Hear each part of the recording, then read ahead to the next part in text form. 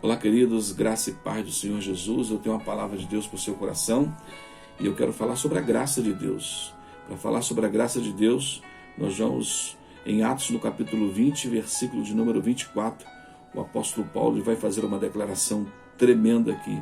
Ele diz: mas em nada tenho a minha vida por preciosa, contanto que cumpra com alegria a minha carreira e o ministério que recebi do Senhor Jesus, para dar testemunho do Evangelho da graça de Deus.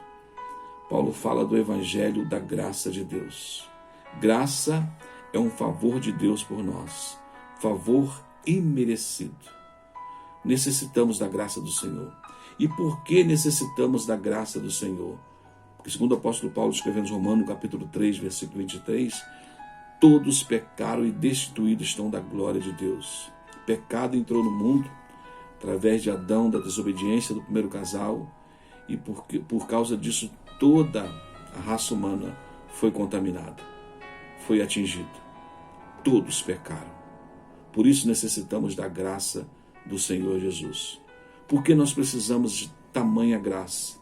Porque Tiago, no capítulo 2, versículo 10, vai dizer assim, olha: porque qualquer que guardar toda a lei e tropeçar em um só ponto, tornou-se culpado de todos. Ou seja, você pode não adulterar, mas se você matar, você já tropeçou aqui no mandamento.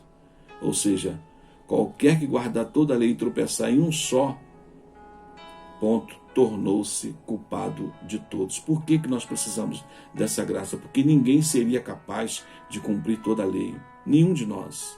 Por isso a necessidade da graça.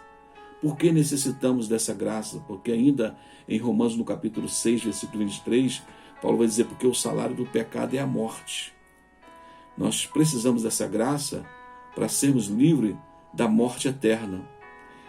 O salário do pecado é a morte, mas o dom gratuito de Deus é a vida eterna por Cristo Jesus, nosso Senhor.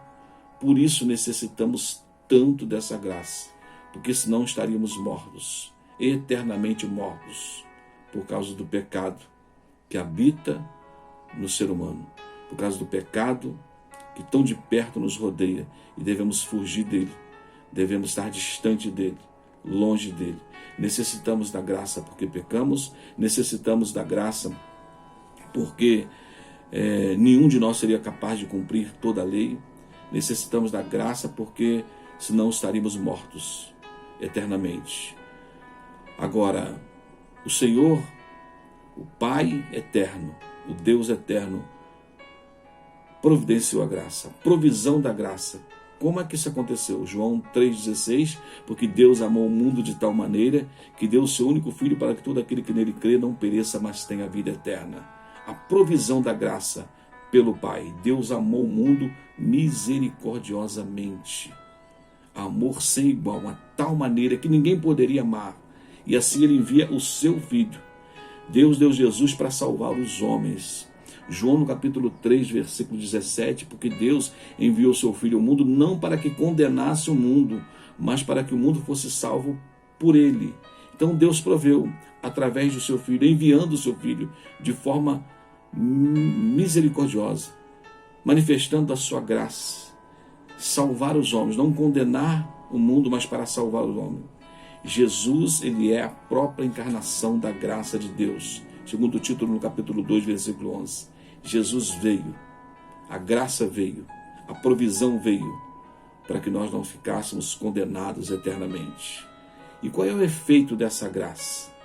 O efeito dessa graça, Efésios no capítulo 2, versículo 4, vai dizer assim: mas Deus é riquíssimo em misericórdia, pelo seu muito amor com que nos amou. Olha o 5 de Efésios 2. Estando nós ainda mortos em nossas ofensas, nos vivificou juntamente com Cristo, pela graça sois salvos.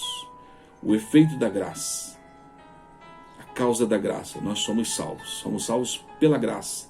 Pela graça nós somos justificados. Tito, no capítulo 3, versículo 7, para que, sendo justificados pela sua graça, sejam feitos herdeiros segundo a esperança da vida eterna. Nós herdamos a vida eterna por causa dessa graça. Nós somos justificados. O efeito da graça está aqui, como justificados.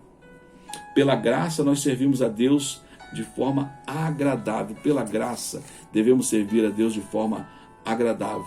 Hebreus 12, 28, pelo que tendo recebido um reino que não pode ser abalado, retenhamos a graça pelo qual servimos a Deus agradavelmente com reverência e piedade.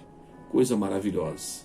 Paulo disse assim: mas eu não tenho a minha vida por preciosa, contanto que cumpra com alegria a minha carreira e ministério que recebi do Senhor, dando testemunho dessa graça.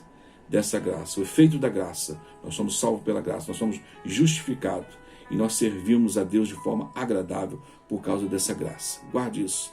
Deus é o dono de toda a graça. Deus é o doador da graça.